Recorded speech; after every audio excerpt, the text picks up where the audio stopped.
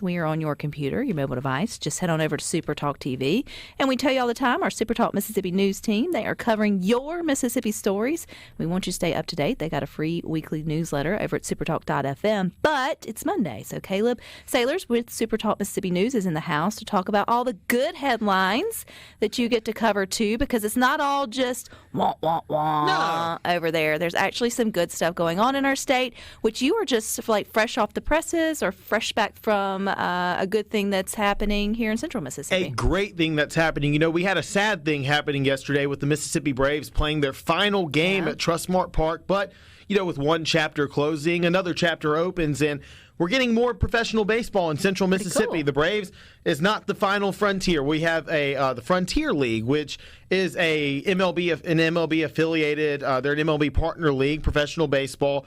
They're going to be introducing a team here in Pearl at Trustmark Park next spring. So May 8th, 2025, I believe, will be the opening date. Yes. I'm pretty impressed by that. I mean, very soon. And we haven't named a team yet. And so I will tell you this, the public's input is being welcomed on this. We have 3 team names from now until September 27th. You can go online to ondeck2025.com. That's the website. You could choose between the Mud Monsters, the Grits, or the Soul Shakers. Those are the 3 names on deck. I need to know who came up with, and then so like they need to have an other, and then allow all of the creative Mississippians, who we know you guys, especially here on Good Things, you'll have such a creative mind, to share your input, because it's like, well, you don't have to, or it's like vote and then offer another, because it's like if we don't like your other, we're going to take your vote. But I'm like, we got to do better than that. Well, I was telling Ben Milam, one of our other reporters earlier, I was like, look, I would have come up with like the Mudcats or something, and he's like, well, there's also a minor league team with named sure Mudcats. There's like they got probably a trademark issue there, but yeah, capitalize on that. But those are our 3 options, though, and we'll see. The Grits. Look, I mean, come on. Grit or grits? Grits. Oh, so with an S, like the grits. food. Yes, like the food. So then I can just see like having all the shake up there, sugar versus butter, all like you can really like have a lot of fun with it. If they have they're obviously going to have to come in and have new restaurants and things also that they're at the breakfast restaurant there. Have a breakfast restaurant. Like if you're going to do it and you're going to do it in the South, then you need to own it. And you have to have a mascot, the cheese grit.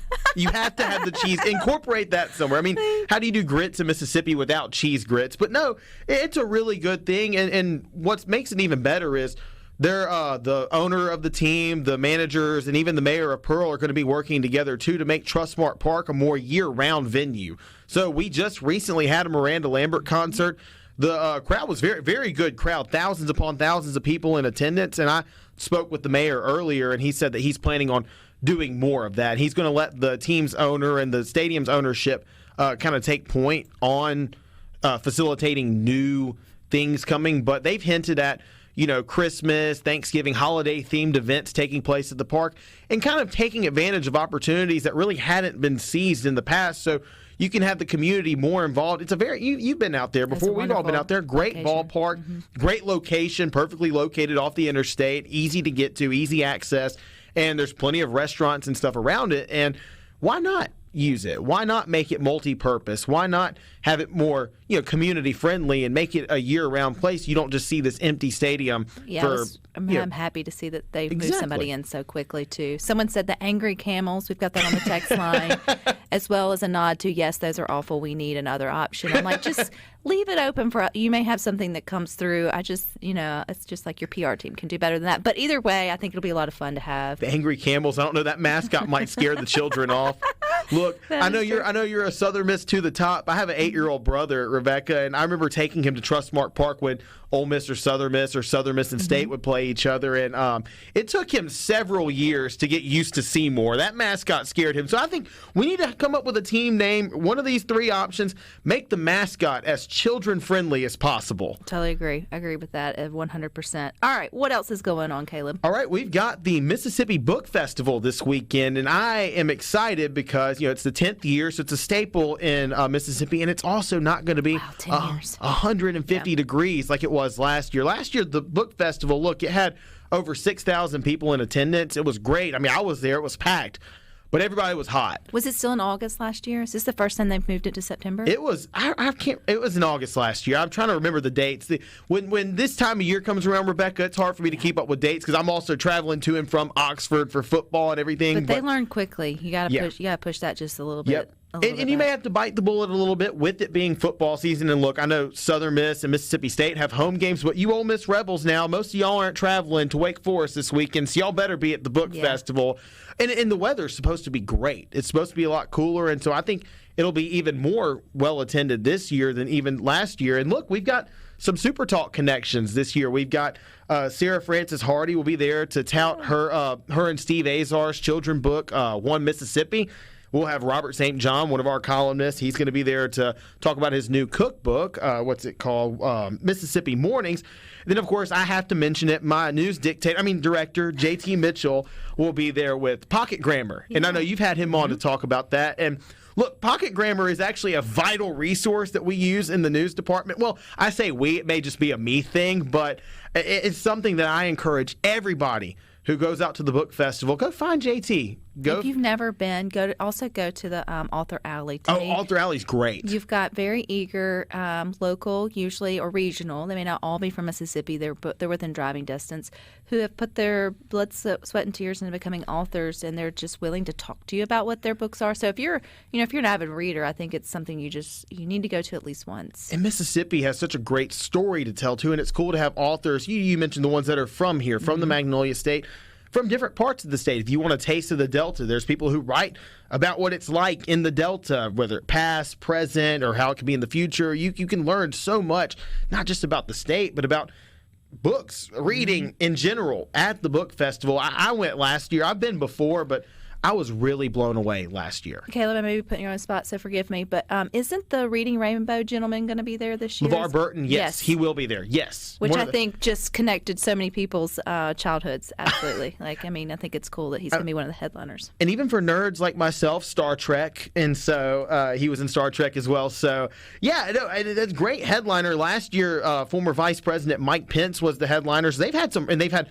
Supreme Court justices in attendance at the book festival, so it's a very prestigious event, and I'm trying to think. It's Jasmine. I can't think of her last name, who is the headliner too, alongside LeVar Burton.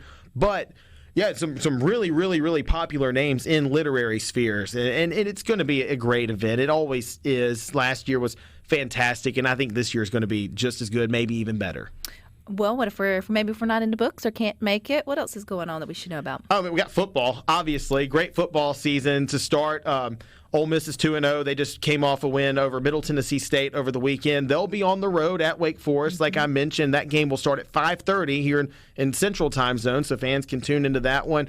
Mississippi State will be back home after a tough loss at Arizona State. They'll be taking on Toledo. But look, leading up to that game on Thursday, Hardy, the country music star who's from Philadelphia, is doing his first ever stadium show at Dudy Noble Field. So those of you in the Golden Triangle area here in Central Mississippi who want to just, why not, on a wild hair, go to a Thursday night concert, he will be there at Dudy Noble Stadium. And then Southern Miss will be at home this weekend taking on a tough South Florida team. We'll see if the Golden Eagles can hold on and win that one. And Rebecca, we had a really cool thing happen yesterday. Speaking of sports, Dak Prescott, former Mississippi State quarterback, now longtime Dallas Cowboy, been there for 8 seasons. He became the highest paid player in the NFL yesterday, etching a 4-year extension worth, hold your horses here real quick, everybody, $240 million.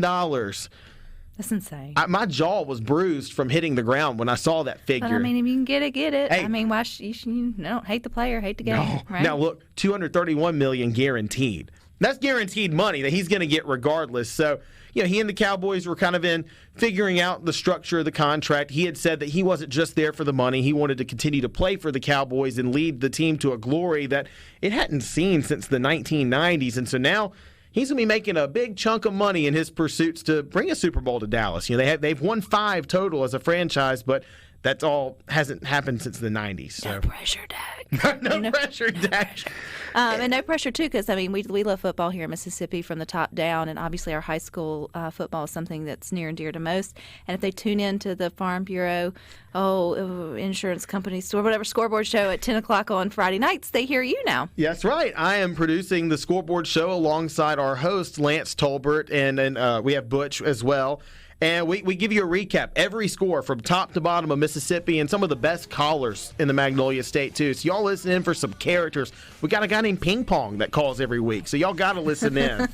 And that's everywhere you listen to Super Talk on Friday nights at 10. But if people want the good headlines over at supertalk.fm, Caleb, how do they get those? Go to supertalk.fm, and you can sign up for our newsletter on the website. All righty. Thank you for your time. You guys stick with us. We got more for you coming up next.